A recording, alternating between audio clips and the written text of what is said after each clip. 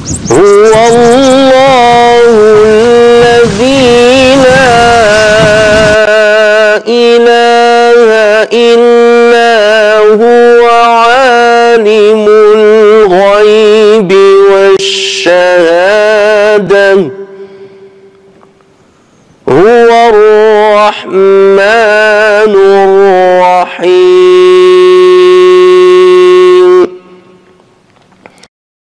Chers frères et sœurs, nous savons tous le mérite qu'avaient les compagnons du prophète sallallahu alayhi wa sallam, le mérite de l'avoir accompagné, le mérite de l'avoir côtoyé, le mérite d'avoir défendu l'islam à ses côtés, le mérite d'avoir donné leur vie, donné leur temps, donné leur fortune, donné leur argent pour l'islam, le mérite de s'être sacrifié pour la cause de l'islam. Ce mérite-là a été mentionné dans le Coran et il a été mentionné par la parole prophétique afin que les musulmans respectent et aiment cette première génération. Mais ce grand mérite ne s'est pas limité aux compagnons du prophète sallallahu alayhi wa sallam, il les a dépassés vers la deuxième génération qui a vécu avec ses compagnons. Si les compagnons ont été éduqués par le prophète sallallahu alayhi wa sallam, la première génération qui n'a pas vu le prophète sallallahu alayhi wa sallam et qui a côtoyé les compagnons a pu prendre l'héritage scientifique, l'héritage éthique, l'héritage doctrinal des compagnons. Et voilà pourquoi le Coran ainsi que le prophète sallallahu alayhi wa sallam n'ont pas omis de mentionner leurs biens, de mentionner leurs mérites et de mentionner la récompense énorme qu'Allah azza wa jalla leur a réservée dans l'au-delà. Ainsi, nous lisons ce genre de versets. Les tout premiers croyants parmi les émigrés et les auxiliaires, l'Ansar, et ceux qui les ont suivis dans un beau comportement, Allah les agrée et il l'agrée. Allah Azza wa Jal les agrée, il est satisfait d'eux et ils sont satisfaits de Allah Azza wa Jal. Dieu, il a préparé pour eux des jardins sous lesquels coulent les ruisseaux et ils y demeureront éternellement. Voilà l'énorme succès. Et Allah Azza wa Jal dit également à leur propos, et ceux qui après cela ont cru et émigré et lutté en votre compagnie, ceux-là sont des vôtres, ils font partie de vous. Qu'il s'agisse des petits compagnons qui ne faisaient pas partie de l'Muhajirin, qui ne faisaient pas partie de l'Ansar, ou bien qu'il s'agisse de ceux qui ont rejoint l'islam a posteriori, ou bien des enfants de As-Sahaba qui ont côtoyé As-Sahaba. Donc ce mérite-là dont Allah Azza wa Jal parle et dont le prophète sallallahu alayhi wa sallam parle, il englobe aussi bien les compagnons que la première génération qui leur a fait suite et la deuxième génération qui leur a fait suite. Allah Azza wa Jal, en parlant du butin qu'il a réservé au prophète sallallahu alayhi wa sallam, il dit: et ce butin appartient également à ceux qui sont venus après eux en disant: Seigneur, pardonne-nous ainsi qu'à nos frères qui nous ont précédés dans la foi, et ne mets dans nos cœurs aucune rancœur pour ceux qui ont cru. Seigneur, tu es le compatissant et le très miséricordieux. Alors si Allah Azza wa Jalla a insisté sur ce fait, c'est pour que l'amour que nous devons porter aux compagnons, aux tabi'in et aux tabi'in doit faire pour qu'ils fassent partie de notre foi, qu'ils fassent partie de notre dogme. Ce n'est pas quelque chose d'accessoire. Nous savons très bien que la foi musulmane se base sur 6 piliers. Et lorsqu'on dit qu'un bâti se base sur des piliers, ça ne veut pas dire que le bâti n'est autre que les piliers. Le bâti prend sa solidité sur les piliers. Mais le bâti est composé de murs, il est composé d'une charpente, il est composé d'une terrasse et ainsi de suite. Et c'est le cas de la foi musulmane. L'amour et le respect des compagnons ainsi que de tabi'in et ainsi que ceux qui les ont suivis dans le bon comportement fait partie intégrante de la foi des musulmans. Et ceci n'est pas anodin. C'est qu'Allah Azza wa Jal sait pertinemment que l'islam qui va se transmettre de génération à génération va se baser sur l'œuvre et le travail de ces premières générations. Ils sont le socle de l'héritage prophétique. Et c'est eux qui vont bâtir les fondements de l'héritage, les fondements du corpus de l'histoire de l'islam et de l'héritage sur lequel les musulmans vont se baser génération après génération jusqu'à la fin des mondes. Donc voilà pourquoi ces gens-là ont été des pieux. Et Allah Azza wa Jal a voulu les guider encore plus que peut-être ceux qui allaient venir après, d'autant plus qu'ils ont appris directement du prophète ou directement des compagnons ou directement de ceux qui ont accompagné les compagnons. Chers frères et sœurs, le prophète sallallahu alayhi wa sallam lui-même a insisté sur les mérites des premières générations. Et il était encore plus explicite que le Coran à ce niveau. Et bien entendu, le prophète sallallahu alayhi wa sallam ne parle pas de lui-même ou de ce que lui dicte sa passion. Il parle de ce que lui dicte la révélation. Al-Bukhari et Muslim rapportent sur Imran ibn Hussein que le prophète sallallahu alayhi wa sallam a dit: les meilleurs de ma communauté, c'est-à-dire de ma communauté jusqu'à la fin des temps, les meilleurs de ma communauté sont ma génération, ensuite celle qui leur fera suite, ensuite celle qui lui fera suite. C'est ma génération, celle qui lui fera suite et celle qui me lui fera suite. Imran ibn Hussein radiyallahu anhu, il a dit: je ne me rappelle pas, est-ce qu'il l'a dit deux fois, celle qui lui fera suite et celle qui lui fera suite, ou il a parlé de 3 générations après sa propre génération. Mais d'autres hadiths confirment qu'il s'agit des 2 générations après celle de As-Sahaba Al-Kiram. Ibn Abi Shayba et Ibn Abi Asim rapportent un hadith qui a été authentifié par les savants du hadith, dans lequel Al-Wathila ibn al-Asqa rapporte sur le prophète sallallahu alayhi wa sallam qu'il a dit: vous allez être bien, vous allez être bien, tant qu'il y a parmi vous ceux qui m'ont vu et qui m'ont accompagné. Et ensuite il a dit: et je jure par Dieu que vous serez bien tant qu'il y a parmi vous ceux qui ont vu ceux qui m'ont vu et qui ont accompagné ceux qui m'ont accompagné. Donc là il parle de tabi'in. Et ensuite il a dit: et je jure par Dieu que vous serez bien tant qu'il y aura parmi vous ceux qui ont vu, qui m'ont vu, et ceux qui ont accompagné ceux qui ont accompagné ceux qui m'ont accompagné. Donc là le prophète sallallahu alayhi wa sallam, il parle bien des 2 générations de tabi'in après les compagnons ridwanullahi alayhim. Et lorsqu'il dit vous serez bien, ça veut dire que dans cette religion aucun élément perturbateur ne peut ébranler la structure de cette religion. Même s'il y a des volontés qui veulent la détruire, même s'il y a des qui veulent la parasiter, il y aura dans ces 3 générations l'héritage prophétique, le socle islamique sera préservé. Et le prophète sallallahu alayhi wa sallam le confirme. La question qui se pose, pourquoi le prophète sallallahu alayhi wa sallam parle de ceci? Pourquoi Dieu parle de ceci? Il parle de quelque chose qui va venir dans l'avenir. Donc forcément, le prophète sallallahu alayhi wa sallam ne parle pas de lui-même, c'est une révélation divine qui lui a été faite. S'il parle de cela, c'est pour plusieurs raisons. La première, comme je viens de dire, c'est pour que l'amour de ces premières générations fasse partie de notre foi, de notre dogme, de notre doctrine. Nous aimons Sahaba, nous aimons les successeurs et nous aimons les successeurs des successeurs. Deuxièmement, c'est pour qu'Allah Azza wa Jalla nous rassure. Ces 3 générations qui vont porter l'héritage de l'islam sont des gens de confiance. Vous allez recevoir l'héritage prophétique à travers ces 3 générations. Les compagnons qui ont vécu avec lui vont transmettre cet héritage. À qui? À tabi'in, qui vont transmettre à tabi'in. Et ceux-là sont à la base de l'héritage écrit, l'héritage prophétique écrit. Ce sont eux qui vont commencer à recueillir et à mettre en place des livres dans lesquels ils vont recueillir la sunna du prophète sallallahu alayhi wa sallam, dans lesquels ils vont tamiser la sunna du prophète sallallahu alayhi wa sallam, dans lesquels ils ont parlé des bases des différentes sciences religieuses sur lesquelles les musulmans allaient s'appuyer dans l'avenir.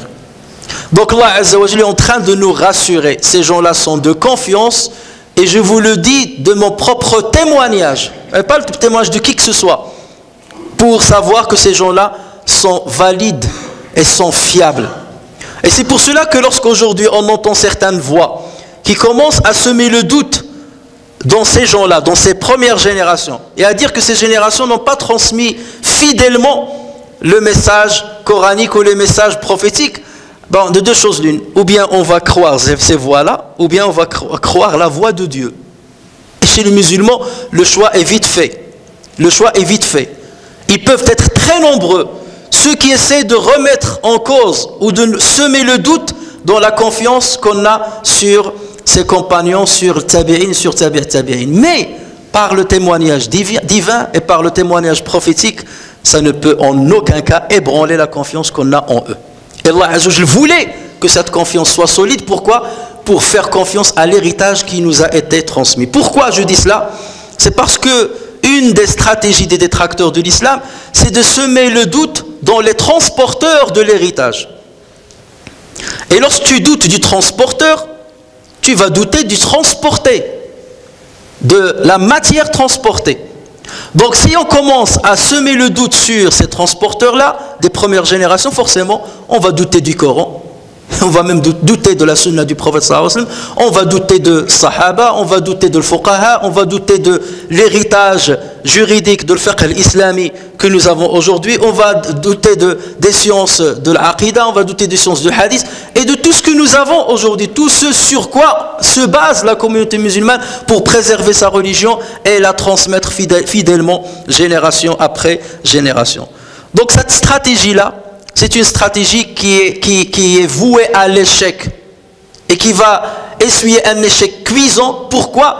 Parce qu'elle veut remettre en cause une parole divine et une parole prophétique qui a garanti la fiabilité de ces trois générations. Regardez, le prophète sallallahu alayhi wa sallam nous a informé sur les mérites et le privilège des trois premières communautés et on a dit que c'est très important ceci. Et Allah Azza wa Jalla a voulu qu'il nous donne une preuve de la véracité de ce qu'il a dit à propos de ces gens-là. C'est dans un hadith rapporté par Muslim sur Usayr ibn Jabir qu'il a dit que Omar ibn Khattab, à l'époque de Omar ibn Khattab, chaque fois qu'il voyait une délégation ou un groupe de caravaniers qui venaient de Yémen, il allait chez eux pour les questionner à propos d'une personnalité, à propos d'un homme. Et il leur disait, est-ce qu'il y a parmi vous Uwais ibn Amir, une personnalité que personne ne connaissait? Est-ce qu'il y a parmi vous Uwais ibn Amir? Et à chaque fois on le disait, non, on ne le connaît pas. C'était un homme banal qui n'était pas connu par les gens. Et dans les différentes délégations ou différents groupes qui sont passés par Médine, jamais il n'en faisait partie. Jusqu'au jour où on lui a dit, ben oui, il y a un homme parmi nous qui s'appelle Uwais ibn Amir. Et Omar ibn Khattab est allé rapidement chez lui et il lui a dit, est-ce que tu t'appelles Uwais ibn Amir? Il lui a dit oui. Il lui dit, est-ce que tu fais partie de la tribu de Mourad qui fait partie de la tribu de Qaran? Il lui a dit oui. Il lui a dit, est-ce que tu avais la maladie de vitiligo et tu as guéri de cette maladie sauf une partie de ta peau qui garde encore la trace de ta maladie, et cette partie-là, elle est de la taille d'un dirham. Il lui a dit oui, parce que ces détails-là, personne ne veut le savoir. Comment tu vas voir la taille d'un dirham, une peau blanche dans le corps de quelqu'un? Donc ces détails-là sont des détails intimes à cette personne-là. Et il lui a dit, est-ce que tu as cette tache encore qui est de la taille d'un dirham? Il lui a dit oui. Il lui a dit, est-ce que tu as une mère? Il lui a dit oui. Et il lui a dit, le prophète sallallahu alayhi wa sallam m'a informé qu'il y a un homme qui s'appelle Uwais ibn Amir, qui a ce nom-là, qui vient de la tribu Intel, qui vient de l'origine Intel, qui avait une maladie, ceci et cela, qui a une mère envers qui elle est bienfaisant, et il m'a dit, si tu le trouves, si tu peux lui demander de demander à Allah Azza wa Jalla pardon pour toi, d'invoquer Dieu à ton avantage, fais-le. Donc voilà pourquoi je te demande, est-ce que tu peux invoquer Dieu pour moi, pour qu'il me pardonne? Et Uwais, il lui a dit, qu'Allah Azza wa Jalla te pardonne. Ça y est. Et il lui a dit, tu vas où? Parce que tu es passé par Médine. Il lui a dit, j'allais à Al-Koufa. Il lui a dit, est-ce que tu veux que j'écrive une lettre de recommandation à mon gouverneur à Koufa pour qu'il prenne soin de toi?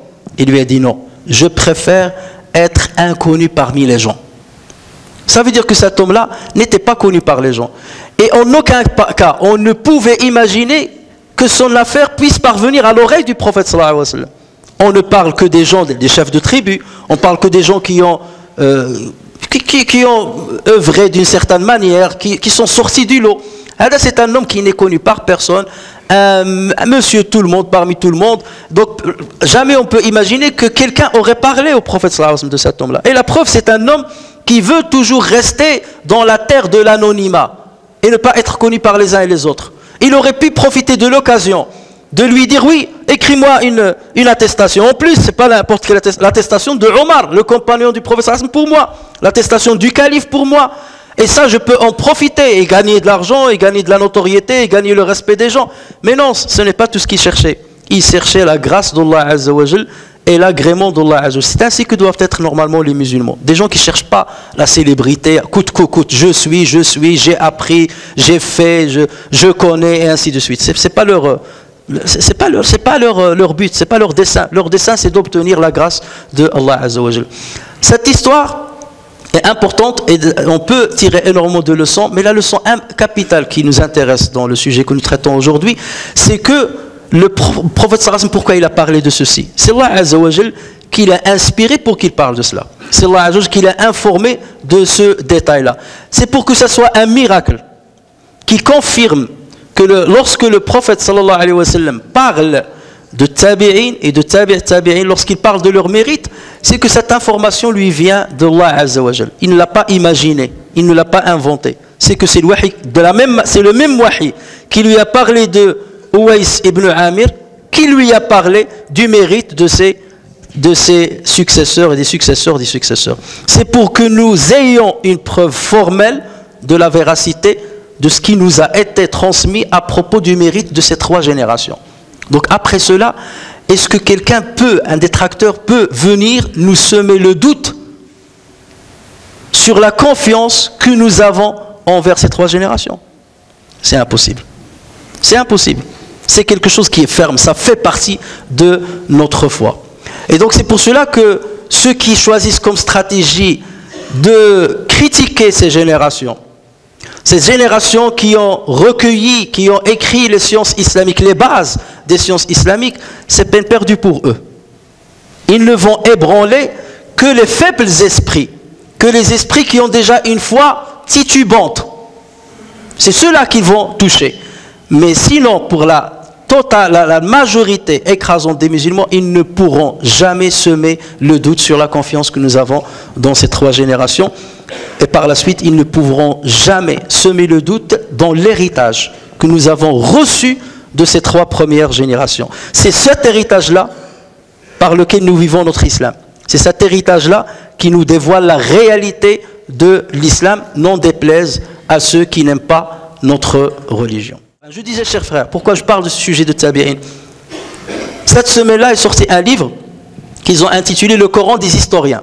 Soi-disant 30 grands spécialistes du Coran et de l'histoire des religions en France ont écrit ce livre-là. Et la maison d'édition a fourni de l'argent, énormément d'argent pour écrire ce livre-là. Soit-disant parce qu'elle aime l'islam, parce qu'il aime la recherche. Forcément, il y a derrière cela, bien entendu, des dessins qui ne peuvent nous échapper. Et le but de ce livre-là, de 3000 pages, c'est quoi? C'est de dire que le Coran, c'est une création de Mohammed et de ses tabi'in, et de ses compagnons et de ses tabi'in. C'est comme s'il y avait une connivence entre tout le monde. On va écrire un livre et on va dire que ça vient de Dieu. Et on va y croire, nous. Et faire croire à nos enfants ceci aussi. On va mentir à nos enfants, à nos propres enfants, et on va mentir. Et nous, on va réagir dans ce sens-là. On sait que c'est un mensonge, mais malgré cela, on va faire semblant que ce n'est pas un mensonge. On va se réveiller la nuit pour prier le Fajr, on va faire le djihad, on va jeûner le mois du Ramadan pendant 1 mois. Alors que c'est nous, les menteurs. Nous sommes des menteurs, nous avons innové cela, et malgré cela, on va faire semblant. Avec le jeûne, avec tout ça. Et les gens les voyaient. Et il faut être fou pour... Et tu mens et tu dis, je crois à mon mensonge. Et on peut le dire pour une personne, 2 personnes qui ont un problème psychologique, mais des centaines et des milliers de personnes qui ont fait ou bien qui ont échafaudé ce stratagème depuis le début, comment on peut le croire? Et ainsi, les tabi'ins sont venus pour faire la même chose, tabi'ins sont venus à la même chose, et c'est comme ça que le Coran vous est parvenu, vous les autres musulmans, et la religion vous est parvenue, et vous êtes tous dupés. À travers 14 générations, vous êtes tous dupés. Mais Allah Azza wa Jalla a voulu donner un signe, ici même en France, et non pas ici même à Nancy. Je ne sais pas si vous avez vu que la semaine dernière, un parchemin dans lequel figuraient les derniers versets de Surat Maryam, de 72 au 75 versets. C'est le 75e verset. Ce parchemin a été vendu à un Saoudien à 114 000 euros. Et avec les frais, c'est monté à 140 000 euros. Et la datation de ce parchemin montre qu'il vient de la période Omeyyade, soit même pas 100 ans après le prophète sallallahu, depuis le début de l'islam, premier siècle de l'islam. Et j'ai lu ce parchemin, vous le trouvez sur internet, et c'est exactement les mêmes versets, les mêmes mots que vous voyez aujourd'hui, sans les ponctuations, sans rien, comme on l'écrivait à l'époque. Et à Birmingham, il y a quelques mois, une chercheuse italienne a découvert dans la bibliothèque de Birmingham un corpus de Coran, et elle en a avisé, elle a vu qu'elle était ancien, elle en a avisé la direction de la bibliothèque, et ils ont daté ce corpus, et ils ont dit il a dû être écrit, par rapport à la datation, à l'époque même de Mohammed, du vivant même de Mohammed. Et des imams sont allés le voir, et ils ont trouvé exactement la même chose qu'on a aujourd'hui. Donc venir et dire qu'on a dupé les musulmans depuis 14 siècles, des gens qui se sont dupés eux-mêmes, qui ont dupé leurs propres enfants, leurs propres femmes. Un mensonge ne peut se transmettre d'une génération à une autre. Un mensonge ne peut pas se transmettre du menteur à son propre fils, à lui-même, et réagir dans le sens de ce mensonge. Et c'est comme si Allah Azza wa Jalla nous dit, voilà, ils vont remettre en cause ce livre-là que vous avez entre les mains, ben tout de suite, et une copie qui va se vendre la même semaine de la sortie de ce livre-là, ici même annoncé. C'est le fruit de hasard, diront certains. C'est le fruit de hasard, c'est par hasard. Et il y a de parchemin, il a dû traîner depuis des siècles, d'une main à une main. Il n'a été vendu que cette semaine, la semaine où ce livre, soi-disant appelé le Coran des historiens, est sorti. Et là, Allah Azza wa Jalla nous envoie un signal fort. Ce Coran-là, il vient de ma part. Croyez à ce Coran, cramponnez-vous à ce Coran. Ne lâchez pas ce Coran, ne lâchez rien de mes prescriptions. C'est la vérité. Et cramponnez-vous à votre religion. Ne doutez pas de l'héritage qui vous a été transmis par les premières générations. Je suis témoin de leur fiabilité. Et j'ai dit aux prophètes de vous témoigner de leur fiabilité. Et je vous ai donné des signes autrefois. Et voici maintenant un signe que je vous donne maintenant. Et c'est pour cela que nous devons encore avoir plus de fierté d'appartenir à cette religion, de défendre bec et ongle cette religion dans ce qui agrée à Dieu et dans ce qui agrée à la religion musulmane, qui n'appelle pas à la guerre, qui n'appelle pas à la haine, qui n'appelle pas au repli, au loin de là. Et l'histoire le montre. Et on a cessé de le montrer. Mais malheureusement, il y a toujours certains détracteurs qui veulent cacher cette vérité-là et semer le doute dans l'esprit des non-musulmans et même dans l'esprit des musulmans et de certains faibles musulmans qui tombent malheureusement dans le piège. Et j'ai vu un reportage dans lequel une personne qui se fait passer pour l'imam féminine, la première imam féminine des musulmans en France, qui dit oui, on attendait impatiemment ce livre-là, ce nouveau Coran, parce qu'il va nous donner, ça va être un outil qui va nous aider, même si moi je le vois de mon côté musulmane et croyante, qui va nous aider à expliquer certaines choses et comment la société a impacté négativement. C'est vrai, dans notre histoire, il y a des choses qui ne sont pas acceptables. Nous avons dans l'héritage islamique certaines choses qui ne sont pas acceptables, ni par le Coran, ni par le prophète. Ça existe, mais on ne peut pas remettre en cause tout l'héritage, ce n'est pas possible. On ne peut pas remettre en cause. Et nous-mêmes, les musulmans, nous-mêmes, nous critiquons notre héritage. Nos savants critiquent notre héritage. Vous savez, je vous ai parlé de Uwais al-Qarni. Imam Malik, on rapporte sur lui qu'il a dit Uwais al-Qarni n'a pas existé. Même si la majorité écrasante, tout le monde a dit il a existé et on a les preuves formelles, Imam Malik il a dit ça. Regardez cette liberté de critique qui existe chez les musulmans. Et Imam Malik a eu tort. Clair et net, Imam Malik n'a pas eu cette information-là. Et il ne lui est pas parvenu. Ou bien ceux qui ont rapporté ce dire de l'Imam Malik ont eu tort. Mais tout ça, c'est pour vous dire, l'esprit critique a toujours existé chez les musulmans depuis l'aube de l'islam. Et jamais on a vu un esprit aussi critique que celui des musulmans dans le recueil de leur tradition, parce qu'ils savent que c'est quelque chose de dangereux et on ne peut pas transmettre d'une génération à une autre quelque chose qui peut être falsifié pour ne pas tomber dans l'égarement dans lequel d'autres communautés sont tombées.